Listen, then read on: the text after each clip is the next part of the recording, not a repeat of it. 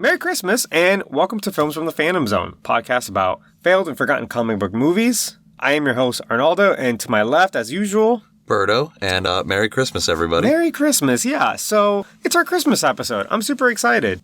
Usually what we would do is we would go over our rules for our selection process, but I think what we're going to start doing now is if we're already in a franchise, like, I'm not going to just keep on repeating it. Yeah, you get it. And then when we introduce a new franchise, we'll reiterate the rules. Because we were with some people the other day that were listening to our podcast, and they're like, well, that movie's not failed. And I'm like, you're not listening to how we select them, like what our parameters are, you know? So our friends. Our friends are dumb. Anyway, so let's just go right into it. What movie are we doing today, Berto?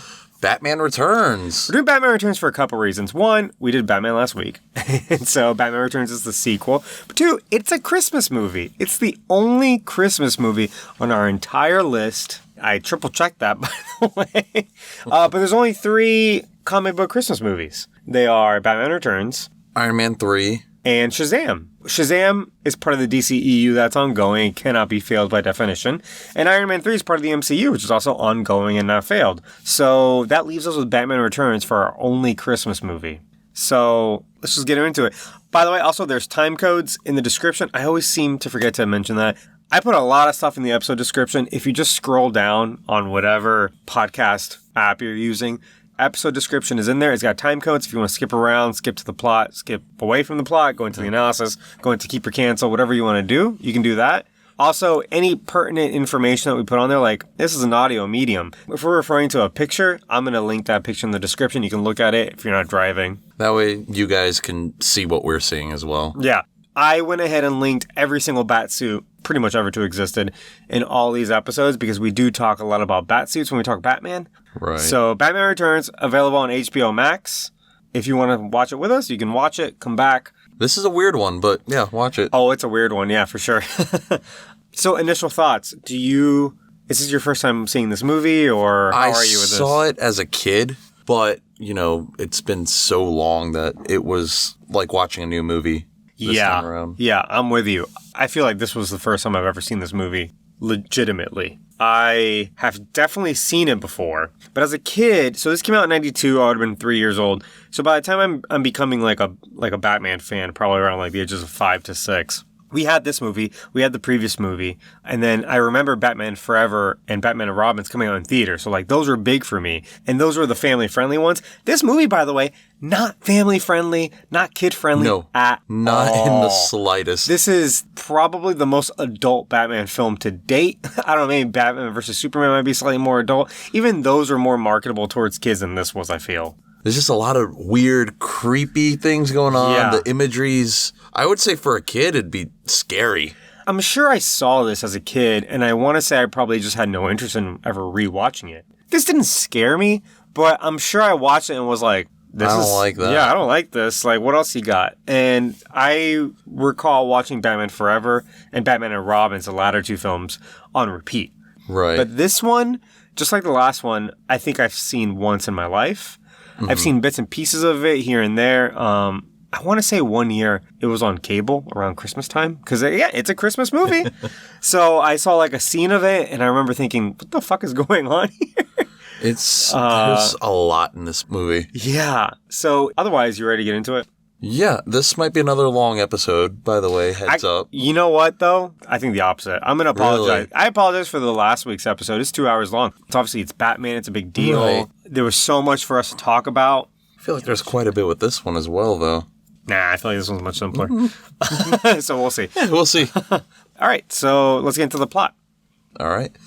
It starts off in the Cobblepot mansion. I guess it's like Christmas, 30 years snowing, prior to the events. Like there's Christmas trees up, all the imagery's there. And we see the Cobblepot like home and very big like Tim Burton vibes here. This is extra Tim Burton. Yeah. This might be one of the most Tim Burton movies out of all his collection. I'm a big Tim Burton fan, and I think this might be his... It might be his most, like, him thing in live action. Yeah. It feels, because even some of his other live action works have justification for why they're like that. We're going to get into that when we get into Tim Burton. But this one, has none. It's just like the Cobblepot mansion's just a Tim Burton mansion, basically. Yeah. And if you don't know what we mean by Tim Burton, think Nightmare Before Christmas, Corpse Bride, Edward Scissorhands. What else has he done? Beetlejuice. He did Dumbo. He did Alice in Wonderland. Charlie and the Chocolate Factory? Yes, the Charlie and the Chocolate Factory. That's what I was going to get to. Think of that kind of imagery. This, like, mansion is very... Like gothic. It's super gothic, but it's also fanciful. Like, it's not real. Yeah. You know, the doors are triangles. Weird things that are completely unnecessary. Yeah, but it's very much that Tim Burton aesthetic. No right angles anywhere. No parallel lines. No. And then it shows his parents. Yeah, who also look like Tim Burton characters. Yeah, well, that's Pee Wee Herman. The dad? The dad. That was Pee Wee Herman. Shit. Or the actor who played Pee Wee Herman. Okay. Because Tim Burton's directorial debut was for Pee Wee Herman's Big Funhouse, something like that. Big something. Doesn't matter. Something. Who cares? Yeah. So that's that actor. That's Pee Wee Herman. Okay. In makeup. Yeah, we see what I'm assuming is their son in a cage, and the cage is like rattling and like. Was it a cat that walked by? There was a cat in front of it. Yeah, and he ate grabbed it. He grabbed it and ate it. Yeah. And the parents are just like staring at this cage, and they just drink a martini and look at each other. Yeah. And then next thing you know, they're throwing this cage into the river. Or a crib. It's made to look like a bassinet, but it's definitely a cage. Yeah. And so they had this, like, mutant child. They don't like it. And so they toss it away. And it's a very, like, rich family, the Cobblepots. Yeah. We get the credit sequence. Yeah. So then the bassinet's floating down the river while the music plays. And if you need to know that this is not a kid's movie, just look at the opening fucking scene. Like, Batman music is playing while this, like, abandoned child just got tossed into the river. Yeah. Because he's very mutated. Much, the way they made this look like was like Moses floating down the river. Yes. And that's a parallel that they drew here because later on, I mean, if we want to skip to the end real quick, his master plan is to kill all the firstborn. So that's not a great plan. No, but that's also part of that kind of Moses. Right. That was one of the plagues. Yeah, okay. I've read the book. Yeah, so, but that kind of, I think the parallel is that he's like an evil Moses, because he gets abandoned and floats down the river like Moses did, although Moses' parents did it for bona fide reasons. They did it to protect him. Exactly. These parents did it to get rid of him. And therefore, instead of a good and just Moses who acts on the behalf of God, this is evil Moses who looks like a fucking penguin, right? Oh, yeah. He arrives in the sewer, and then these penguins, like, take him in. Yeah. Also, why are there penguins in the sewer? It's not a sewer. It's, he floats into the zoo, remember? Arctic World? Was that what it was? It's called Arctic World. Why did it look so much like a sewer? Oh, that's a good question. So it looked like there was just toxic ass water. Yeah, and well, there is. We're gonna get to that. Oh yeah, we do get. Yeah. So that's the opening credits. Like shit, man. Many years later, the paper says grotesque penguin man sighted.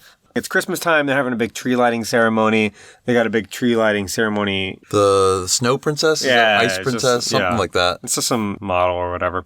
So this movie quickly introduces us to kind of the three villains. The first one being Max Schreck. And if you think that's a dumb name, it's a reference to, obviously, more references, right? From the last one. Always a reference. It's a reference to the actor Max Schreck, who played Count Orlok in Nosferatu. Yeah. Dracula movie. Sort of original Dracula movie. That movie is... It's from like the 20s or something. Right? Yeah. They didn't have the rights to make a Dracula movie, so they basically made their own Dracula movie. But it is based on Dracula, Nosferatu. But anyway, he is named after that actor. It's played by Christopher Walken. And he looks like fucking like Beethoven. It's honestly Christopher Walken playing himself, if anything. With like a Beethoven wig. Yeah. He's like got tall white hair. Yeah. And like we said, this is full Tim Burton. And so even the characters are kind of like this weird storybook villain. So he's got like long white hair that's kind of going out crazy. Like you said, like he looks like Beethoven. He's a very well-dressed man, but very kind of in the style of like the 20s, like it's a big suit. Yeah. And he's like this big-time mogul. They call him the Santa Claus of Gotham. Because he's like a philanthropist, right? But really, he has ulterior motives. Like always. Right. they introduce him, Penguin, and Catwoman really quick. Boom, boom, boom, right? So there's a big scene where they're lighting the tree, and then that whole tree lighting ceremony gets attacked by a circus gang. Yeah, and which is I thought weird. that was, you know what, this whole time, like, Penguin's, like, gang is a circus gang, and I get that because they're all zoo people / circus people. But I always, when I think of, like, the circus gang, I kind of think more of, like, Joker-style goons.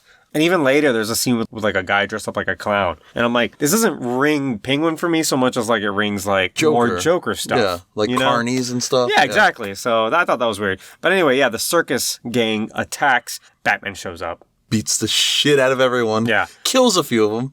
He lights one on fire. With the Batmobile. Exactly. It's really fucked up.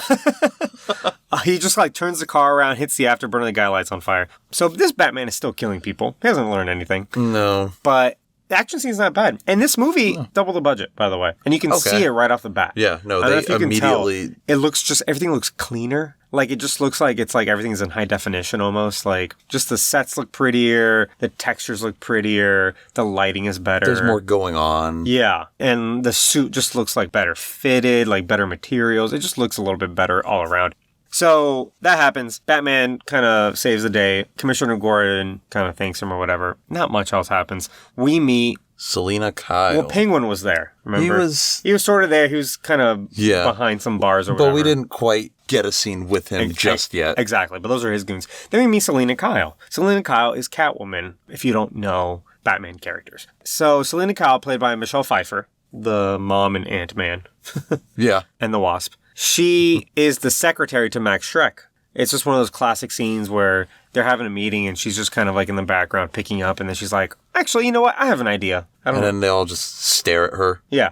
And what does Max Schreck say about her? She goes, I'm sorry, I haven't like trained her yet or something like that. Or it was something really demeaning and almost like... It was also in reference to like a cat too. She's not house trained yet. Yeah, something super misogynistic. Yeah. So she's the secretary. She goes home to her apartment and it's all very pink. Yeah, it's not good looking, but it also feels like something Tim Burton would do. We just see her in her apartment real quick. It's very pink. She has some cats that come in and out. I mean, this is Gotham City or whatever. They're probably strays she takes care of. Not important. Her mom is very concerned about her. Yeah, but she doesn't really talk to her mom, it seems like, because she just kind of ignores the messages. Yeah. In the meantime, Penguin kidnaps Max Schreck. Yes. Schreck has a plan to open a power plant or something like that. For some reason. Something evil. They say that Gotham has a power surplus and he doesn't need a power plant. He's like, I'm thinking about the future and blah, blah, blah. And my son, he's obsessed with his son. He wants to like leave him like a shit ton of money or whatever. But he really wants to steal the power or something, right? Something sinister. Although if they have a surplus of power, I don't know. It's not important. Some evil plan that he has. So Penguin lures him into his underground kind of lair, again, under the zoo. But it also looks like a sewer. Yeah, he's in like the penguin section. Yeah. With the pools, because that's why it's got the pool. It took me a minute to like understand why that layer looks like that, and then I realized it's got stadium seating. I didn't notice it till towards the end when you saw that it was like Arctic World or whatever the hell. Yeah, they showed it in the beginning, but the whole time I'm like, did he create this layer and how? Like, how did he build it? No, this is like the penguin kind of show. Imagine SeaWorld with like a center stage, and there's like water around it, and there's like a stadium seating style. And so he takes Max Schreck there and he basically blackmails him because he's like, I know all about your evil plan because of all your garbage. I collect all your garbage. I read it all. Really weird. Yeah. He's like, there's all this toxic sludge that you keep dumping into my water, blah, blah, blah. So he blackmails him into helping him out. And so he's like, okay, well, what do you want? Again, Max Schreck is Christopher Walken. What do you want? I'm not good. I have a weird guy. I have a friend who does a really good Walken impersonation, but I'm not that guy. Anyway, his plan is to kind of exact his revenge on his parents. Again, being abandoned, he doesn't know who he is. He doesn't know his name, and he's like deformed physically. Like he has flippers for hands. Yeah, and he's very short. Obviously, he's played by Danny DeVito, who does a great job, by the way. He really does. Oh no, absolutely is incredible, and the role is pretty well written. Yeah. I don't love it, but I think it is very well executed. Obviously, he has his umbrellas. That's kind of like the iconic weapon of the Penguin. It's like weaponized umbrellas, right? And each umbrella does a different thing. He's got a whole shit ton of them. Yeah. So Shrek tries to help him out. There are a lot of like bad rumors going around about a grotesque looking penguin man in the sewers. Yep. So in order to turn that around, they plan like a whole thing, right? This is a weird little scenario that happens. Yeah. The mayor is out talking about, I don't know, something, right? And he's got his baby because the mayor has like a baby child. And one of Penguin's goons steals the baby and then goes into the sewer with the baby. Yep. He does it with precision that I was like, what the fuck? Yeah, he's like doing flips and stuff. Yeah, he does like a backflip with the baby right into the sewer. Then they pretend to like have a shootout and then emerges Penguin holding the baby to be like the savior, right? Right. So he like saves the baby, returns the baby, and now he's like Gotham's hero. Yeah, everybody loves him now. Yeah. Because he saved the baby. Exactly. They very publicly take him into like the Hall of Records so he can find his parents. Yeah. Finds out he's a Cobblepot. Is like the heir to like this family or whatever. He goes to their graves. There's like reporters everywhere. He makes speeches. He's making himself look real good. Right. Even though he's fucking disgusting looking. Yeah. Meanwhile, Selena Kyle, again, the secretary to Shrek, gets to her house, checks her messages, and realizes, I forgot something at work because she sent herself a message. And like she was like, hey, dumbass, don't forget this. If you're home and you forgot this, you need to go back to work. And it's the file on Bruce Wayne because Shrek and Wayne are going to have an important business meeting, right? Right. Because they're two of like the socialites in Gotham, right? The two of like the big time CEOs or whatever. She has to go back to the office to get this file. Right, in the middle of the night. I'm sure people already see where this is going. Yeah. So Shrek runs into her, and he's like, what are you doing here, right? And she just has, like, word vomit. Yup. Nothing she says, like, makes any sense right here. She just completely admits to... Because she's intelligent, and that's the thing she's overlooked. Yeah. She just admits to, like, knowing all of Shrek's plans, all of his shady dealings, and she says this to him, like, in the hopes that maybe, like, she'll earn his trust or something. Yeah, I think she was just nervous. Yeah. She started saying random shit, then she started talking about all the shit she knows. Yeah. Yeah. So she is a huge liability to him, so he just pushes her out the window. She's like, oh no, I'll just kill you. Yeah. And he kind of does. He just pushes her out the window real easy. She falls down, hits a bunch of awnings, and then like hits the ground. And then is surrounded by a bunch of cats. Now, here's something I don't quite understand in this movie. I didn't understand it as a kid, and I understand it less now as an adult watching it. Does she have superpowers? I don't know, because she keeps mentioning she has, like, multiple lives. Yeah, but is she kidding? Because she's multiple a Catwoman. things have happened to where, like, she should have been dead. Right. But are those all coincidences? I don't know. So, like, when she falls down the first time, she hits a bunch of shit coming down that can arguably have broken her fall, right? Right. And so when she hits the ground, sure, she should be dead, but you can make a case that she would have survived. She gets surrounded by all these cats, and it's not like a weird ceremony or anything. It's just a bunch of cats, like, are looking at her. Yeah. And she wakes up and has, like, an epiphany and becomes, like, Catwoman or whatever. And she's very weird from this point on. Right. But is it just like, oh, she had a near-death experience, and she's still, like, human, or does she have, like, weird superpowers akin to a cat? Does she have 9 lives? And is she extra agile now? Or was she always this agile? You know? The movie isn't very clear. No, which is a little odd that they would be so unclear on something like that because, I don't know, I feel like when Tim Burton does like supernatural type stuff, he kind of goes all in on it. Well, that's the other thing, is that this movie doesn't feel grounded at all. It feels like a Tim Burton movie. It feels like a very fantasy film. But then we have this element here. It's like, I'm not sure if they want to admit that this is like fantasy or not. Yeah. Are they going actually all in, or is it just enough to have like plausible deniability? Like, oh no, this is still real. She's just saying that she has 9 lives because she's, you know, kind of crazy now. Fucking witty or whatever. Yeah, exactly. So she goes back to her apartment and she's like in like she's basically like punch drunk, right? Like she got hit enough to where she's like, yeah. She's having like a reckoning and she kind of destroys her apartment. She's got that neon sign that says hello there. And like Obi-Wan Kenobi kind of ruined that for me now because anytime I see hello there or like prequel memes, hello I think there. of like General Kenobi. She smashes it. So then it just says hell here. Yeah, it's an okay bit. Right? It's kind of funny, but like ultimately it's not related to her in any way. So she's having this transformation into Catwoman, right? Because she seems to be like this woman who's very out of place. Like, she's trying to, like, figure herself out in, like, this man's world. She's very, obviously beautiful. It's Michelle Pfeiffer in the 80s. And Michelle Pfeiffer today. Like, still, right?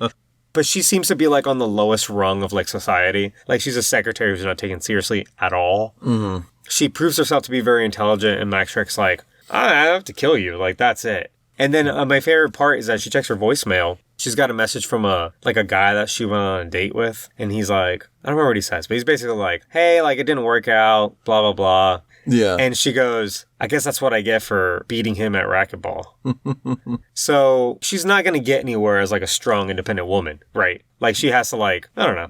And so, so she's having, like, this reckoning where she's just basically like, fuck all these men. I love what sends her over the edge is that she gets, like, a perfume ad on her recording machine. And it's all like, do you want to impress the men in your life? She's like, fuck this shit. And she, like, destroys her phone. She wrecks her apartment. The commercial said something along the lines of, like, guaranteed to make your boss ask you to stay late or something like that. Oh, yeah. Something ridiculous. And she's like, fuck all this shit, man. I'm over it. Like, and she has this whole moment. She sews together her Catwoman outfit. She puts it on. It's really tight. It's leathery. What do you think of the outfit? I'm not a fan. I love it. I think it's awesome. It's a bit much. It is a bit much, but it's, again, it kind of falls squarely into the whole Tim Burton universe. It definitely fits in this universe. And it's, honestly, it's not that far off from, like, Catwoman's usual outfit, which is just tight leather and, like, a mask anyway, and, like, cat ears. And this has all those things. It's just more, it looks more fetishy. Yeah, but it's more, I think, imagine Catwoman meets, like, Edward Scissorhands and, like, Nightmare Before Christmas aesthetic, right? Yeah, no, it's very much appropriate for this movie. Yeah, I like it. I think it looks good. I think it's super iconic also. Yeah. Like, you think of Catwoman, this is, like, the most iconic look now. I definitely don't think of Halle Berry. Oh, no, for sure. We're going to get... we have to talk... We have to watch that. These movies are actually related, by the way. I'll get to that. So she goes out to do Catwoman shit now that she's all dressed up. And we're about 30 minutes in, and we finally see Bruce Wayne, by the way. He's not in this movie that much either. Yeah. And I'm like, again, Hollywood always learns the wrong lessons. But the last movie, one of my chief complaints was, like, it just doesn't have enough Batman in it. It's like a Joker movie with Batman in it. And this movie also kind of doesn't have a whole lot of Batman in it either. No, there's maybe 3 main scenes that he's in. Yeah. So like I said, he was in that opening kind of action scene, which is pretty short, honestly. And then we don't see him again until, and I counted, the 36-minute mark is when we see Bruce Wayne again. And he has his first line. So because of the circus attack, he's researching circuses in town and discovers an escape freak show after kids were going missing. I do like in this movie they showed Bruce Wayne as kind of doing some detective work. Granted, he's just looking shit up, but he's still he's doing his research. I mean, that's what detective work is. It's looking at newspapers for 10 years or whatever. I guess when you think of Batman detective, though, you think of the gadgets and the crime scene. He's doing the real hard work. Yeah, and which I like this movie too. Did actually show that he's a detective. Yeah, he's actually doing shit, right? Yeah.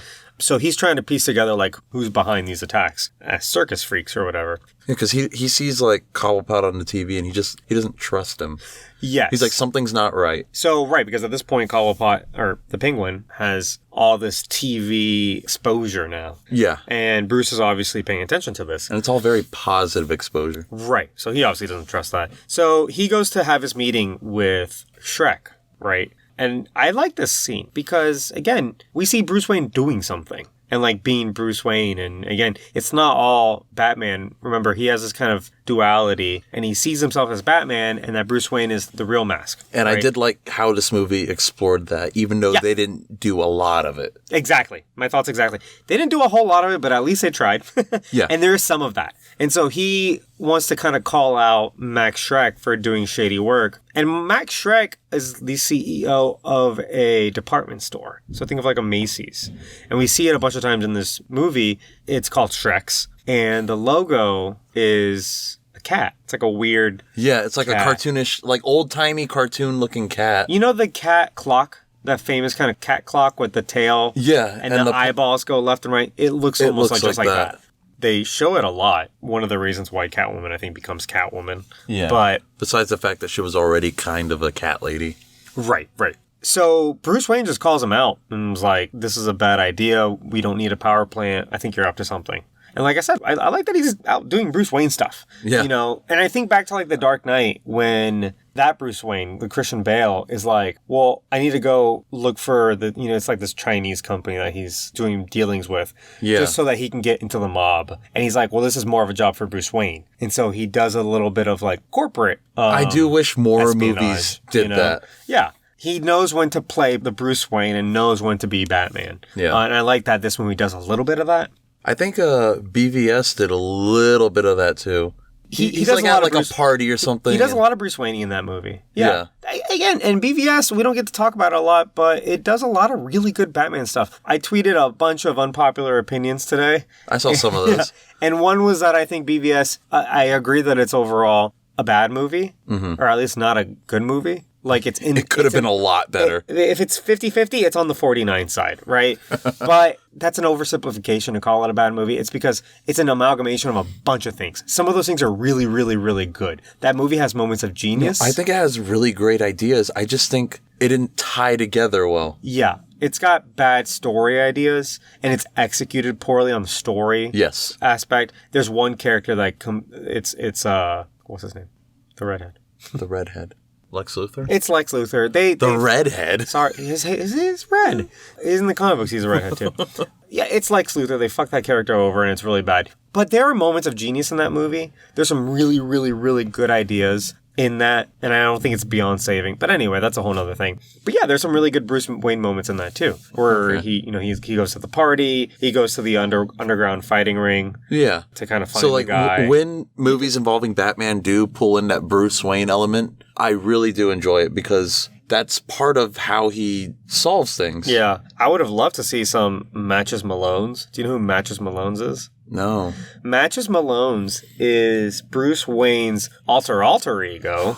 What? When he pretends to be like a lowly thug and he like goes into like the crime world to get information. Mm-hmm. His persona is Matches Malone. He puts on like a mustache and like some dirty clothes, and that's ridiculous. And he pretends to be like a thug. Yeah, and like looking for jobs, trying to get the scoop on the underground. So he's got like 3 personas going on. I mean, Batman can't do that. No, Batman can't do that. Bruce Wayne can't do that. Bruce Wayne can't do that either, so he needs another persona. It's called Matches Malone. He used it a lot in the animated series. He uses Matches Malone. I would love to see that in a movie one day.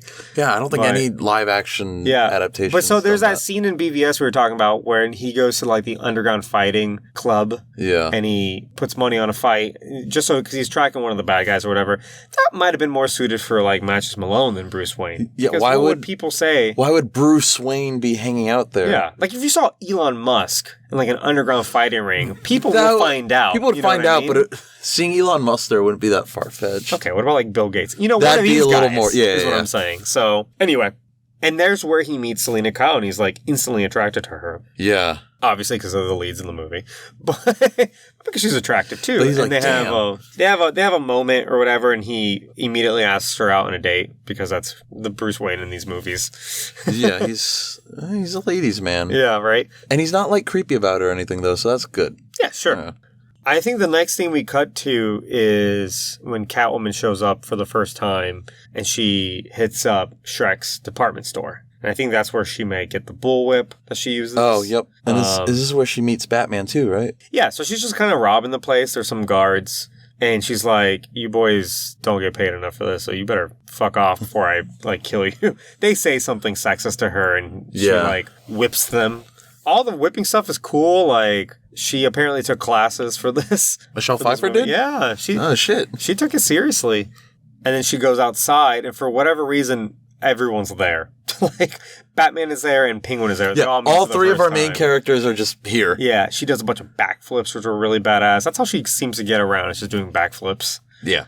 And they all meet for the first time. She says some witty shit, and then Shrek's just blows up. Like, Shrek's department is behind her. Just explodes. She, like, blew up the place. And then both Penguin and Batman are like, holy shit. Yeah. they're honestly probably impressed by her because she seems to be getting more shit done than they are, right? Batman chases her. They fight each other on the rooftop, right? They flirt a little bit. Again, they just met as people. They flirt a little bit, but then she like tries to kill him. She stabs him. Because she put like really sharp claws on her fingers. Yeah. She's Catwoman, obviously. And so she like kisses him and then stabs his side. And then he like punches her off the roof. Yeah. Because she's touching his armor and stuff. Yeah. And she's really what she's doing is looking for like a spot of vulnerability. Like a chink in the armor. Yeah. And it's on the side, like around his rib, which is a dumb place to not have armor. If anything, that's where you should have the most armor. Yeah.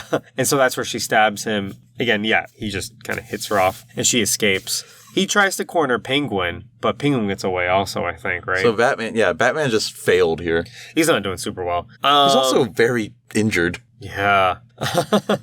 So, meanwhile, we see... They're like in a fucking attic. That's like his hideout. But then they go downstairs and they turned it into like an office for like him running for mayor. How did he not notice when they did that? There had to have been a lot of noise. There's like 100 people down there, too. Yeah. So he comes out and he's like, what the fuck? Yeah, so Shrek goes up to his new hideout, which is like this random attic. And like his like circus freaks are in there, too, with him.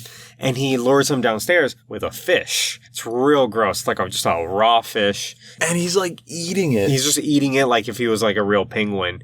We can talk about the characters later when we get to the analysis, but that's not the penguin. This is like a new interpretation of the penguin, by the way. Yeah. But we'll get to that. Anyway, so Max Shrek lures him downstairs and reveals a whole team of people and a campaign to run for mayor. As the penguin. And everyone's like super supportive of him and stuff. Yeah. And he's like, but we're like in December. He's munching on the fish while this is happening too. Yeah. He's like, this is December and elections are in November. What do you mean? And Shrek is like, well, like things get recalled, people get impeached. You don't know, like, let's just go. Implying that like, yeah, Gotham City's super corrupt. It seems that... Basically, like, we're going to kick the mayor out and get you in. Exactly. Yeah. And Shrek, really what he wants, because the mayor was blocking his power plant. That's his motivation. If he gets a fellow kind of bad guy in as mayor, he'll be able to get his shit done. Exactly. And so he wants to get Penguin elected mayor. And so he introduces him to a bunch of people. Penguin only like pervs out. He's such a fucking pervert in this movie. He is. It's like, you know what he is? He's a fucking incel before incels were a thing. And because, like, anytime he sees a girl, he's like, oh, I'd like to do stuff to you. And he just tries to fuck at anybody. He said that to, like, the first woman that was standing there. Yeah, why isn't he, fooling around with the carnies? Aren't they all having orgies? Isn't that what carnies do? Some of them are kind of attractive, too. His carnies? A couple of them. Okay, so, like, why isn't anything... he's the boss. I don't know. What I'm saying is, he seems to have never seen a woman before, because anytime he sees a woman, he's, like, drooling at the mouth. This is the part of the movie where I'm like, this is not for kids at all. No. So, Shrek introduces him to, like a publicist and, like, a PR guy. Yeah. And the publicist is, like, hot, and he's like... He literally says, I like to fill her void. Yes. That's what he says. Yes, he does say... Ooh. And then she kind of walks away, and he goes... Oh, I'd like to show her my flipper trick. And he kind of does something with his hand. Implying that he's going to finger her with his flipper. With his flipper, right. Because he doesn't have, like, fingers. He has, like, a flipper, basically. Like, all his fingers are, like, webbed together. It's super fucking gross. Like, I could have dealt with the grotesque stuff. That's all fine. The imagery is cool. Why make him, like, a pervert? Yeah. And then we get to the PR guy that mentions the comments like, oh, I guess they don't have any reflective surfaces down where you're at, huh? And he, like, bites his nose off. Yeah. He just straight up bites it. There's blood everywhere. And the rest of the scene plays out with Penguin covered in blood. But they're all pretending like this didn't just happen. Like, this is fine. This is fine. This is normal. No one ever, It's real fucking weird. Catwoman sneaks into his attic, and he's like, oh, just the pussy I was looking for. Again, this is a Batman movie. Can't stress that enough. And that's what he says when he sees Catwoman for the first time. Or not, the second time. Yeah. Because they had just met. And Catwoman is... I mean, she wants, like, payback against Batman for punching her off a roof, I guess. Right. After she stabbed him, though. Like, let's be fair here. Like, you stabbed the guy. Yeah. He reacted to that. That's true. So her plan is that she wants to get rid of Batman because Batman stands in her way of what she wants to get done, which is just kill Shrek. That's her only motivation. I guess that's her main motivation, yeah. Which is weird that you go to Shrek's, like, ally, and your point is, instead of getting me to Shrek, it's help me get rid of Batman, which is like a third party at this point, right? So that I can eventually get to Shrek, yeah. Who's your ally? Oh, yeah, whatever. They band together, and Penguin tells her his plan, which is to hack into the Batmobile and blow it up. And she's like, "You're dumb." He's and your plan he's is trying dumb. to like discredit Batman, right? That was like the thing he was trying to do. There's a weird part in there where she eats his bird, and then he threatens to eat her cat, and then so she spits the bird out, and a CGI bird flies out of her mouth. It got weird, but anyway. Oh, and the entire time, because she's lying on his bed, and he's kind of like trying to get in bed with her, and she keeps on like standing up. Yeah. He's like, all he wants is to fuck her. Like, he doesn't give a shit about anything else. So, they run into each other and they start like almost fucking. Wait, when? Oh, yeah. But then they go to the manor. Yeah, they go to the manor, they almost fuck. So they have the date. Yeah. And at the manor, again, he only invites girls over for dates at his big fancy manor. Did you notice, by the way, it's a different exterior? Oh, it was a different manor. It's a different, yeah. And this one is totally not real. It's not a real location like the last one. And I'm pretty sure that exterior location for the first movie is the same one they use in the next few movies. But in this movie, because it's extra Tim Burton-y, it's like a miniature. That's not a very realistic looking manor. It looks like a storybook kind of like gothic. Yeah. It's very tall. It's almost kind of squared. And again, like it looks good for a Tim Burton movie, but it doesn't look realistic at all. No. Right? And they keep on using that exterior. Yeah, so Selena Kyle comes over and they have that date. And yeah, they like get hot and heavy, right? Yeah. Also, their date was just like watching a parade on TV. Just like, oh, just come over and we can watch it on TV. Yeah. It was smooth, I thought. Yeah, they start to get like kind of hot and heavy on each other, and they start making out. I actually kind of like this scene though. It's good because like as they're like making out, like she kind of like touches where she stabbed him. Yeah, he like winces and kind of moves her hand away. Yeah, he touches her somewhere where she was hurt. And she does the same thing. I think he like burned her neck at one point during the fight. Yeah. Because I don't know if either of them suspect the other of being their alter ego. I don't think they do at this point. But they're just being kind of extra careful. I don't know. Maybe they do suspect each other or whatever. Right. But they don't want each other to see. But this was a very good scene. Yeah, no, it was cool. And like we were saying, this flirts with that idea of duality because... But here's the thing, though. What annoys me is instead of like really examining Batman's psyche, all they're doing is they're really showcasing Catwoman and then saying, by proxy, this is also Batman. Yeah. You know what I'm saying? And I don't feel like it does Batman that much justice. It's just like, yeah, Selena Kyle, yeah, like she more identifies as Catwoman now after her accident. Right. And she doesn't really identify as Selena Kyle anymore. And so Batman's the same. But we only get that because the movie keeps comparing the two, right? And that's why they're attracted to each other. Also, I like in this scene, he explains what happened to Vicky Vale in the last movie. Yeah. I'm glad that it was just like, oh yeah, I just have a new girlfriend because it's a new movie. Because even the Marvel movies kind of do that now. Sure, but at least Marvel's getting really good about it because they'll rehire those actresses that didn't want to be in that movie anymore, like Natalie Portman. Well, they're doing that now. Yeah. Like before with like Thor, it's just like, oh yeah, Jane just isn't in the picture anymore. Right. Who knows why? Yeah, because in those Marvel movies, they would have to kind of give an in-story explanation for what we really knew was just normal filmmaking things like casting, oh, the actor doesn't want to come back and blah, blah, blah. Now they're like, oh no, but there's no limitations. Like, we can get whatever actor we want. You want Natalie Portman back? She's fucking back. We'll make it happen. Yeah. And I love that about Marvel because now when you go see a Marvel movie, you know there are no limitations. There aren't any of these like, oh, well, so-and-so off screen did this and they're actually in this movie and they didn't want to sign on because there's so much money. They had a recast or two early on, and ever since then, it's just been like, you can be fully immersed, you know? Yeah, the continuity's incredible with those. Yeah. So at the very least, they did kind of explain away some things from the last movie, which I thought was cool. Yeah. I don't know what he says because he's also kind of like dancing around the fact that he's Batman. So right. He He's kind saying of tells like her there was another part of his life and like she couldn't handle that other, like that secret part of his life. Yeah. Basically saying like, I told her I was Batman. It didn't work out. Yeah. You know, and so the implication is that like, here's a woman who is basically a Batman. He can't have a relationship with a normal person anymore, right? No. But with Catwoman, this might work. And in the comics, she would understand. They date. Not only do they date, they very recently got married last year. Fuck. I don't know if you knew this. I did not. Batman gets married. He Nice. got married finally last year to Catwoman in the comics, like for real. For a while, DC had like a kind of like unspoken rule that their characters can't be happy. So like no marriages. Yeah. None of that. Even though Superman had gotten married before, like in the 90s, he married Lois Lane or whatever. So if any relationship will work for Batman, it's going to be Catwoman, right? Yeah. So yeah, I also like the scene. But like Penguin like attacks the parade and they both see this on the TV. And they're both like, I gotta go. Oh, yeah. That's God, how did they not figure that out earlier? They said something about like... Penguin steals one of his batarangs, uses it to stab that ice princess. Yeah. Kidnaps her, takes her to a rooftop, and then his plan is to like kill her, right?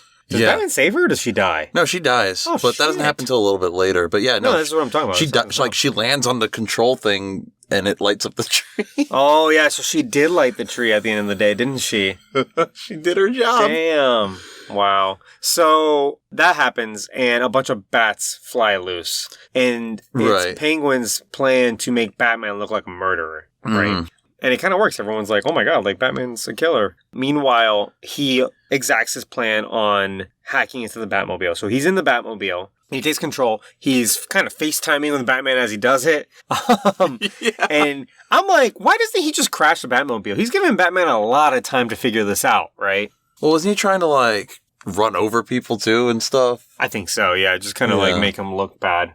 Meanwhile, Batman's like trying to figure out what the fuck's controlling the Batmobile, so he's like ripping out wires and stuff. He punches the floor, because he finds it, the Batcomputer finds it. He punches the floor and just grabs it while the car is moving. But the inside of his Batmobile is like a fucking, like it's destroyed at this point. He destroyed the inside of his Batmobile trying to get this. So he unhacks the Batmobile and a chase sequence occurs. Back in the day, the joke about Batman would be like, is that he had the perfect tool for any occasion. Yeah. Like his utility belt. Yeah, it has everything. So like the shark repellent spray. That one time there was a shark and he sprayed shark repellent, so he's fine now, you know? So he's being chased and there's like a really thin alley. So he's like, okay, he hits this button and his Batmobile turns into like a torpedo instead. Like the left third and the right third just kind of fly off. Yeah. And it turns into like a motorcycle, kind of really thin. I mean, not dissimilar to what happens in The Dark Knight, only much more hokey.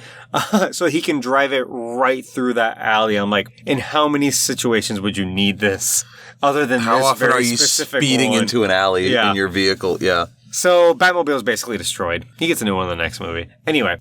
He goes back to the Batcave. Alfred talks to Bruce about how, like, getting the Batmobile fixed. He's like, you can't just take it into a shop. Like, you have to, like, worry about, like, security and stuff and secrets. And then I know you probably love this part when Bruce calls him out. Yeah, because Bruce is like, oh, now you want to talk about secretive? Aren't you the one who just invited Vicky Vale into the Batcave?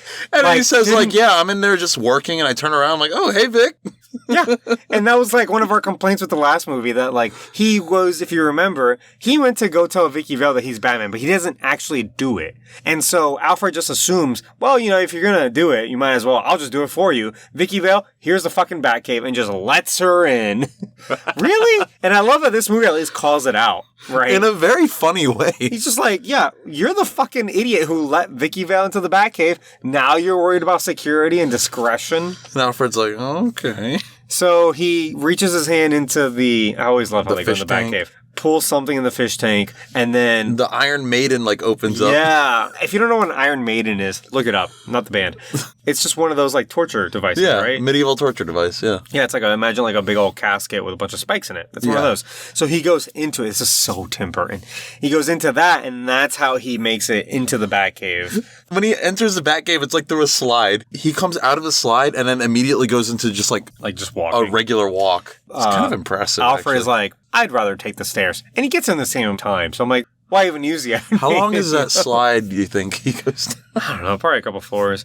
So they hack into Penguin's campaign speech. Yeah. And he plays, because remember there were FaceTime earlier in the Batmobile, he plays some of that footage Penguin was saying, which is all just like, can you believe that I tricked the whole city into blah, blah, blah. Yeah. Bunch of incriminating shit. And then Penguin looks really confused and he looks over to Shrek and he's like, I didn't say that. Yeah. Shrek leaves. So again, he's just on this podium and all this kind of recordings of him saying incriminating things are playing over his speech. And so the crowd turns on him. They all bust out vegetables. They throw tomatoes and onions at him, which is such a trope. But again, the movie calls it out because he pulls out his umbrella and he fucking says, Why does everybody bring tomatoes to speeches? Yeah. Why is there always someone who brings tomatoes to a speech? And then remember, his umbrellas are his weapons, so he just starts fucking shooting the crowd. Yeah. I'm amazed no one, like, dies. Like, especially in this movie. Yeah. This movie's not afraid to kill people. Right. You think he just gunned them all down. He apparently misses them all. He doesn't actually kill anybody. He runs away. Yeah, he just sprayed his gun and ran away. There's an explosion. He takes Shrek. I don't remember when. Oh, he like dives off the bridge into like the river. Yeah, he goes full Penguin, right?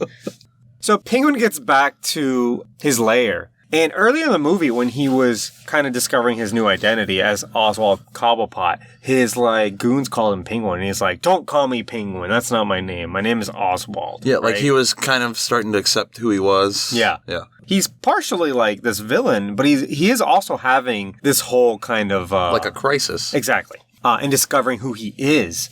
But now, after all this happened, and he cannot be mayor anymore, right? And everyone hates him again.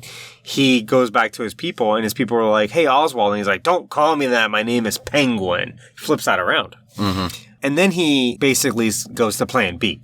Right, because Plan B is his original plan. He had, once he was looking for his own documents on how he was born, he collected documents on everybody in Gotham City. I don't know logistically how, but he somehow did it. He wants to kill everyone's firstborn because he was cast out as a firstborn baby himself. He wants to exact revenge on Gotham City, who are innocent, but whatever, and kill all the firstborn children. Which, like I said earlier, it's not a great plan. It's a horrible plan. What's it gonna... It's not gonna accomplish anything. It might make him feel better, but... Well, he's evil. At this point, he's evil, and he's obviously crazy, too. So I guess for his character, it makes sense, but think this shit through. Yeah. And it's this Moses parallel, right? Yeah. Where it's very loosely a Moses parallel, but it's like an evil Moses, where he's also plagues. Like all the plagues are happening, like, through him. I wouldn't overthink it, but... No, it's very loose. Yeah, it's a very loose parallel. So Shrek has a party with all those fancy people in Gotham, and Bruce Wayne goes as Bruce Wayne only because Selena Kyle's going to be there. And they dance together. They dance. Oh, we skipped the part earlier about the mistletoe. They fought again at some point, and then... There was mistletoe then, too? He mentioned the mistletoe, because that's where it connected. That's how they realized... That's okay. We'll get there. Yeah. So, they're dancing, and she is kind of coming on strong, because they're in their department store, and she basically worked for him. She's like, hey, there's a California king-size bed in Home Goods if you want to, like, go over there and basically fuck. But she does say, what do you say? We take off our costumes? Because it is kind of like, it's a masquerade party. Yeah. Right. But what she means is like, these are their costumes. Bruce and Selena are the costumes. Their real personas are Batman and Catwoman. Mm-hmm. And that's when she says something about a kiss. She sees like the mistletoe and she goes, mistletoe is deadly if you eat it. Mm-hmm. Which is something Batman said to her while they were fighting. As Batman and Catwoman. And then Batman replied with what she said to him, which was... a kiss can be more deadly or something. A kiss can be more deadly if you mean it. Yeah. Yeah. That's it. They both then they both look at each other like, oh, fuck. And then she literally says, oh, no. Do we have to fight now? Yeah. So that was fun. This movie's kind of meta in a good way, I think. That's a fun bit. So they kind of are saved because an explosion happens. Very conveniently timed. And Penguin shows up. Yeah. But they both had this epiphany. They know who the other person is now. This is after, she kind of revealed her plan. She pulls out a gun. She wants to kill Shrek. And then Bruce is like, holy shit, stop. Put that gun down. You don't need to do that. Penguin shows up, tries to take Shrek's son, who's like a fully grown man. Like Chip? Yeah, something dumb. Chip Shrek. Christopher Walken's like, no, please take me instead. He's like, you want me. And then like he basically says like, I manipulated you. I did all this. Like, take me instead. And then Penguin's like, you know what? You're right. Yeah. Fuck my plan. I'm just going to take He's like, fuck everything. You're right. I do want to kill you. Come with me. At the very least, like, Max Shrek, that was kind of honorable. Like, he actually does love his son. He does love his son. He's just a killer and a psychopath. And a piece of shit. Also. But all the things he does do for his son. Yes. So I liked that angle, right? Yeah, he's not like totally irredeemably evil. Right. So he takes him back to the zoo with all the penguins. And penguins goons start collecting children. I don't know where they got these kids from. It looked like they went to the kids store and just started taking kids. Just grabbed them. Yeah, it was weird. They put them in like some They're cages. like, hurry up and load up those kids. Yeah. So Batman gets there, obviously saves those babies because they're like some 3-year-olds or something, saves the kids. And when Penguin hears, he's like, fuck it, let's go to plan B. He summons all his penguins and they'll have like headsets on and they'll have rockets attached to their backs. This is ridiculous. Oh, no, absolutely. Even for a comic book, even for Tim Burton, this is ridiculous. Well, that's what I'm saying. This is not a grounded movie in any way. And that's kind of why I'm super interested to see where this goes in the Flashpoint movie when he comes over to this universe and realizes this is not the same kind of reality that I'm used to. I wonder if they'll play that angle. I don't know if they're smart enough to do that. The director of that movie is very smart. He's the guy who did Andy Muschietti? Muschietti, yeah. This is the guy who did... He did It and It Chapter 2. Oh, cool. So this guy is good, I think. And I trust him to... Oh, he is executive producer on Lock and Key. Yeah. I like that show. Well, let's hope studio interference doesn't fuck him over. Yeah. So Penguin sets out the penguins with the rockets. Meanwhile, Shrek is kept in like a Tweety bird cage. It's kind of funny. It's so comical.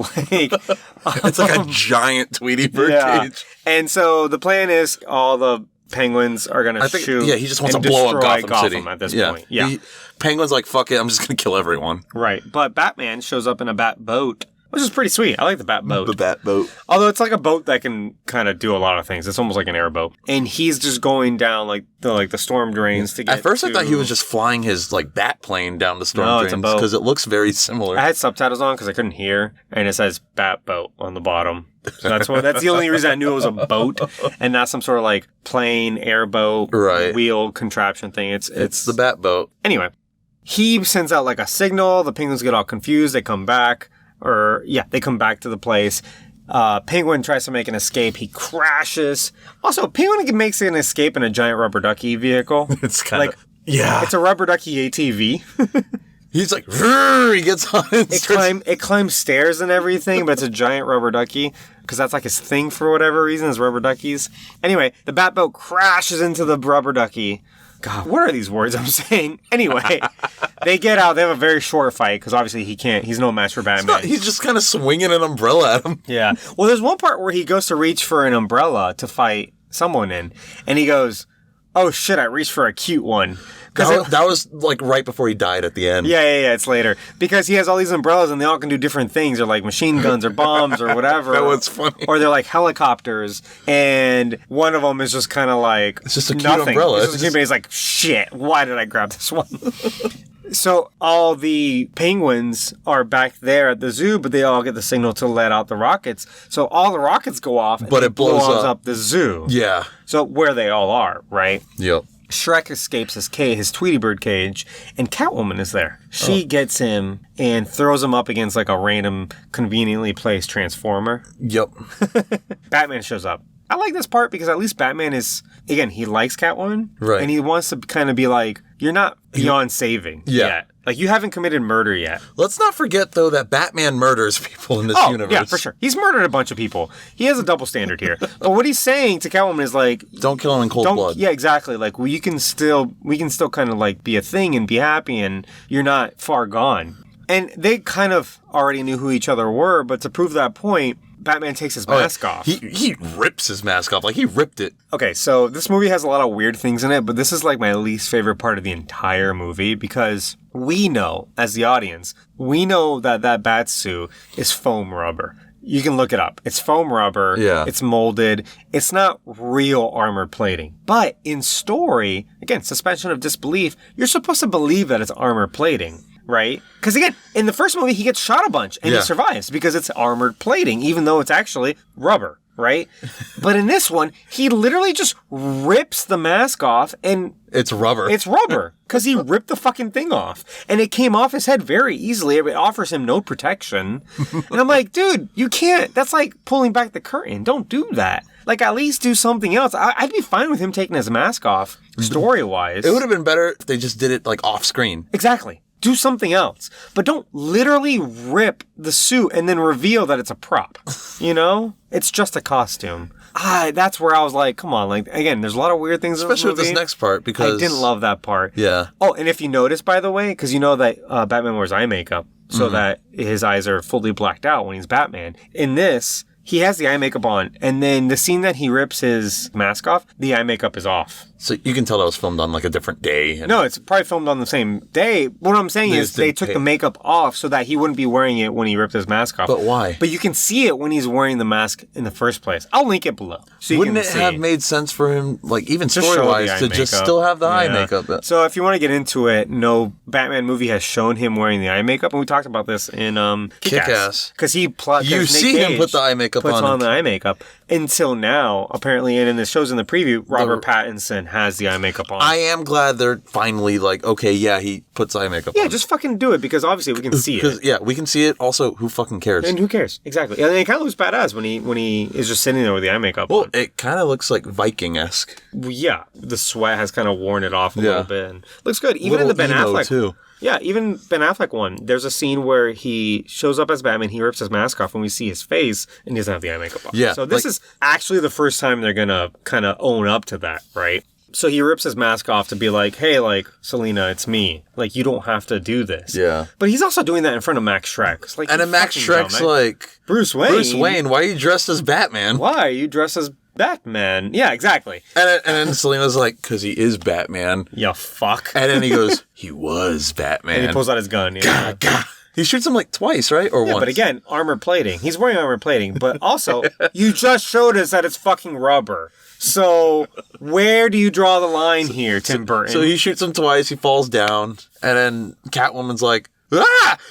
She's very upset by this. Okay, so here's the other thing we were talking about. Is she superhuman or not? Yes, because she goes, I still have 7 lives left? She says I have something, yeah, because like, she's been do you have killed enough bullets 3 times to take me out or whatever? And again, maybe she's just talking out of her ass. Yeah. Except that he actually starts shooting her. He shoots her like 2 or 3 times? Like the other thing is, one goes in the side, one goes in the shoulder. He's not shooting her in She could conceivably survive all of this, even if she's not superhuman. As a kid, I remember, because I saw this movie one time, I thought she was superhuman and literally had 9 lives. Because we did kind of gloss over that she gets killed one time, Batman pushes her off, she considers that one of her deaths, and then the Penguin tries to kill her because she won't fuck him.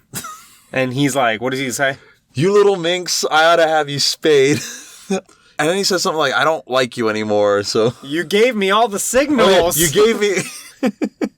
I ought to have you spayed. You gave all the signals. What a fucking incel. And he says, like, I've grown tired of you. Well, she's like, I would never touch you. Why would you ever think that? And then he, like, attaches an umbrella to her and, like, sends her up in the air. And she falls down and crashes and is saved by, like a... She lands in, like, a greenhouse. Like a greenhouse, yeah. So, again, is that a death or is that just kind of like her being clever? You know what I mean? Yeah. It's unclear. So she gets shot a bunch of times by Shrek.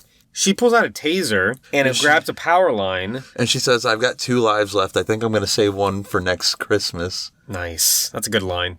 So she takes a taser, puts it to their mouths, kisses him while grabbing the power line. Electricity is just going everywhere. Batman's like, holy shit. Everything explodes. He has to kind of run away. Although we do see Max Schreck's corpse. Yeah, that's fun. That's fun for the kids. It looks like a Tim Burton type corpse too. Yeah. Something for the kids. Yeah. Yeah, he just had to show the body. Penguin comes back. Somehow he survived his fall. But then he doesn't really do anything. He's trying to sneak up on Batman. He just falls, He grabs the umbrella that he thinks is a gun. He tries to shoot him. It ends up being the cute one. Yeah. He goes, shit. Why'd I grab the cute one? Yeah. And then he just kind of drops dead. He just drops dead. Nothing happens to him, yeah. A bunch of penguins show up to be like his pallbearers. And they just drop him in the water. Push him in the water. How did they know to do that? Because, okay, earlier in the movie, he somehow trained all these penguins to, maybe it's mind control. Who knows? Again, this is a very fanciful Well, they had world. headsets on, so They did have headsets on, you're right. How foolish of me. To go converge to an area and shoot their missiles. Rockets and shit. These penguins can do a lot. But these emperor penguins just show up out of nowhere as pallbearers for him. I read something online that said the emperor penguins at the end were not penguins. They were little people in costumes. Oh, well, yeah. Yeah, no shit. Like, does anyone think those are real penguins? Those are clearly outfits. I thought you meant like in universe. It's like, oh, those weren't penguins. Those are just people dressed. It was like a piece of trivia. I was like, oh, don't worry, those penguins weren't real. I'm like, I know those penguins weren't real. Penguins aren't going to pick up Danny DeVito and throw him in the water. They kind of just kind of like waddle and push them away. They're very clearly people in suits, is all I'm saying. Yes. I didn't need that clarification, is all I'm saying. No one's believing those are penguins. Actually useless trivia. So the last scene is just Bruce Wayne. He's driving around, and he thinks he sees Catwoman's shadow. Yeah. Because it wasn't a body. So he gets out of the car. He runs over there into an alley. And there's just a cat. It's just a cat. So he grabs a cat. He takes a cat with him for whatever reason. He gets in the car. Nice. Gets in the car. Alfred tells him Merry Christmas. And he says... Bruce says, Merry Christmas, Alfred. And what does he say next? Merry Christmas and goodwill towards men. Yes. And woman. And he looks at the cat. And then we get the Batman theme playing. Did it take Catwoman to teach him that women existed? Like, why would he? Bruce Wayne was never really like sexist in any of these movies, though. I know. I just thought that last line was kind of funny, where he's like, "And women." I think it's clearly trying to allude that, like, oh, hey, she's alive. Well, so then the camera pans up. You see the bat signal. The bat signal. And you see Catwoman. We'll get into that will there be a sequel with her? There won't be. Yeah. She's not in any sequels. We'll get to that. So that's the movie. Overall thoughts. What do you think? I liked it, but it was weird as hell. Yeah, I think I'm with you there. It's it's not a conventional movie by any means. It's not bad by any means. No, it's not bad. But you have to kind of redefine what you think is good. I've never seen a movie like this. Yeah, this movie is very strange. It's very unique, that's for damn sure. Especially as a comic book movie. I kind of feel like it's like a fever dream of a Batman movie. You know what I mean? Like, it's almost like a nightmare. If Batman were to have a nightmare, this is what he'd be dreaming up. You know what I'm saying? The Nightmare Before Christmas. Oh! That's it! You nailed it! That's what Tim Burton was going for. This is Batman's Nightmare Before Christmas. This is literally... that's exactly what this is. This is his Nightmare Before Christmas. Oh my god. No, just so much of the imagery in this movie is very, like, grotesque. You have that in your notes. Yeah. So, and that's what Tim Burton is. If you haven't seen a lot of Tim Burton movies, and we'll talk about him for a little bit, but he is kind of like this mix of... Okay, so do you know what the auteur theory is? No. Auteur theory is that certain film directors, if they're skilled and kind of artistic enough, are auteurs. And what that means is that they're artists that make movies. And that their movies, it's like a piece of art. It's like you're putting your soul out there. But the difference is that, like, instead of a piece of art, films are collaborative efforts. They take writers and actors and producers. It's not just a one-man show. Artists and... Exactly. Oh, let's not forget composer. Right. The directors oversee them, but the theory is that this is as close as you can get to a piece of art that can solely be attributed to one person. So there are certain directors who many would consider auteurs. Oh, like you see this and you're like, this is a Tim Burton movie. Right. Because he basically puts his soul out there on film. He kind of does. And Tim Burton is one of the people I would say are definitely an auteur. For this reason, you can marathon his movies and most of them are not connected. I think this might be the only sequel he's ever done, you know? You watch his movies and you can see his personality in the movie. Oh, yeah. Like this movie, right off the bat, we saw it. Yeah. Right off the bat. So if you've seen Nightmare Before Christmas, Corpse Bride, we'll go through his... Frankenweenie? That's one of them too? Yeah. We'll go through them. You kind of get what he's all about. He's very gothic, but he's very fantasy too. It's a gothic fantasy mixture. His movies look like very storybook. And several of his movies are animated. They're stop-motion animation for this reason because... Well, even some of his live-action movies have bits of that. Like Beetlejuice has bits of and incorporates stop-motion, exactly. And this kind of puppetry work that he does. Yeah. Because his movies are very much, and especially his live-action movies, I feel like for a lot of people it rubs them the wrong way because they're not realistic in any way. Well, it might also just make some people, like, uncomfortable. Yeah. I can see how people might see these movies and be less comfortable because what you're seeing is... It's like a warped reality. Real, exactly. Yeah. It's almost like seeing a fun house or like one of those weird spirals the fun house, like a fun house mirror of like our reality. Exactly. It is like a weird kind of nightmare, right? Yeah. There aren't any right angles. There aren't any parallel lines. Like something always seems off. Exactly. The way I kind of attribute it is that it looks very storybook. Imagine like illustrations of a storybook. Mm-hmm. if they were trying to film those storybook illustrations in live action, but make them match, you know what I'm saying? That illustration. That's the kind of impression I always get from his movies. This is bleeding over to our Keeper Cancel, but anyway. And they're very grotesque, his films. Yes. Grotesque is like, for me, it's at least like this mix of like the familiar and the unfamiliar. So when you see in this movie, Batman's very familiar. And again, being that it's a live action movie, you see regular human beings, you see regular sets. That's all regular and familiar. But then you see Penguin, exactly. You see this very grotesque character. He looks like a monster. Exactly. They made Danny DeVito look like a fucking monster. Yeah. Apparently this role was straight up just written for Danny DeVito. The writer said I had no one else in mind. He killed it. Oh, no, he's amazing in it. So, does this movie fit with the last one even? It's hard to tell. The last one seemed a lot more, like, as dark as the last one was, it was still kind of tame compared to this one. This one kind of went off the rails with it. Almost like Tim Burton had more freedom with it. Well, that's exactly what happened. Oh, okay. So, and I was going to get to that. And again, I apologize for last week. There was so much to talk about when talking about Batman. But the last movie was a blockbuster hit on a fairly medium low budget. It was like 30-something million, which at the time was like medium to low. But proved to be a marketing juggernaut. Nowadays, we see that as like obvious. We're like, yeah, Batman, you idiots. Like, you can sell everything with Batman. Yeah. Lunchboxes, toys, Happy Meal toys. We'll get to that. Oh. Fucking t-shirts, cereal. There was a Batman cereal for that first movie. It's probably just like shitty corn puffs. Sure. Yeah, absolutely. But they didn't realize what a marketing juggernaut they had. Otherwise, they would have done this forever ago. You know, again, Batman was kind of the first big superhero movie since Superman, which came 10 years prior. And there had been 2 other sequels beforehand also. But no one had done it. Like, and Superman didn't really inspire a bunch more movies to be made. It was Batman that did it because of its marketability, because of the toys and the t-shirts and yada yada. So at this point, they said, sure, that last time we talked about, they wanted to make a dark and serious Batman movie. Now, WB is looking at them like, yeah, we can make whatever movie you want, but also we need to sell shit because we're starting to realize how much shit we can sell. Yeah. You can make a lot more money just off of toys and merch. And Exactly. So for this, the executives wanted a sequel, obviously. Tim Burton didn't really want to come back for another one. They convinced him by saying, you can get as much creative control as you want. So he picked his own writers. So they literally told him, like, hey, you can do whatever the hell you want with this movie. Yeah. Just make another Batman Exactly. movie. Well, that was a mistake on their part. Absolutely. Because executives are dumb. And they said, they only know yes and no, left and right. So they say, hey, that movie made money, do it again. That's all they want. They're not thinking about what Tim Burton is and what his auteur is and what his direction is going to be. They're not thinking about that. Because he was like, all right, then I'm going to make a Tim Burton Batman movie. Yeah, because again, this movie almost doesn't even coexist with the last one. and not even that they use different sets, because they did. This movie was filmed in Hollywood as opposed to the last one was filmed in London.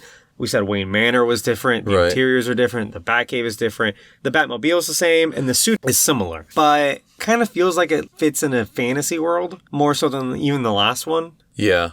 So marketing-wise, I mean, now we know better. We know that Marvel is going to make 3 to 4 movies a year. And not only is it going to sell, box office revenue, but it's going to sell all kinds of toys, collectibles, not just like the toys that they used to sell for $5. I mean, people are buying like the $100 like nice figures. Oh yeah. What's that toy company called? Hot Toys. Hot Toys. Yeah, and those figures are like $50 to $100. Yeah. Fucking Punisher helmets like the one that you have. Yeah. Your whole room is littered with this stuff. Yep. I love this stuff. Exactly.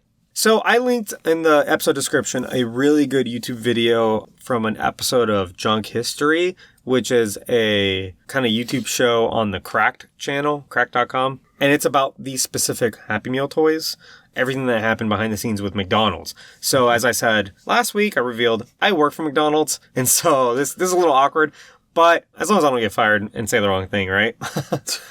McDonald's Happy Meals are probably some of the best marketing for kids' movies, period. So the way Happy Meals work, obviously, small meal in a box with a toy, right? That works for kids better than anything else because number one, everybody loves McDonald's and kids love McDonald's, right? Absolutely. Show me a person that says they don't like McDonald's and I'll show you a liar.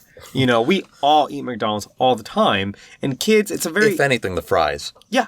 And it's a very kind of picky kid-proof food, right? Yeah. So not only that, there's a toy. And I don't know if you remember in the 90s, like every other fast food restaurant tried to create their own Happy Meals and just didn't work. Burger King had a kids meal. Burger King, all the Yum Foods, so like KFC, Taco Bell. I remember KFC having a kids meal with toys. Yeah, they had toys. I remember Taco Bell had Star Wars Episode 1 toys. Hey, spoiler alert, if you go to any of those restaurants now, they don't have kids meals anymore. It's not a thing.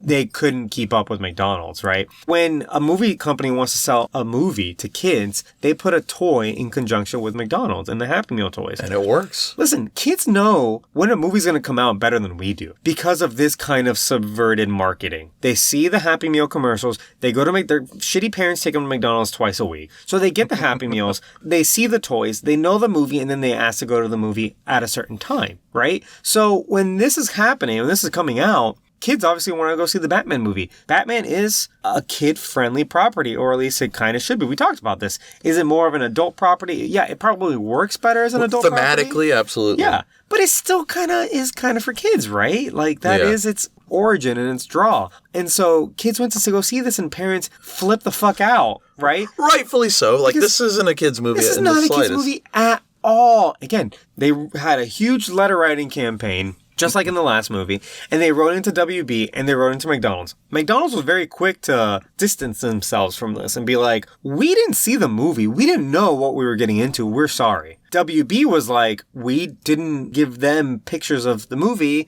but also we're kind of sorry. And the creators of the movie... Tim Burton was like, nobody told me there was a deal with McDonald's. Exactly. The creators of the movie said, we weren't making a kids movie. We were not told to make a kids movie. Right. We were told PG-13, and that's where we were. And I would say this is one of those PG-13 movies that kind of like is pushing the boundaries. Yeah. With all the sexual references and how much of an incel the Penguin is. Yeah. And, all the blood and all the fucking grotesque it's definitely imagery. like a hardcore PG-13. Yeah. Yeah.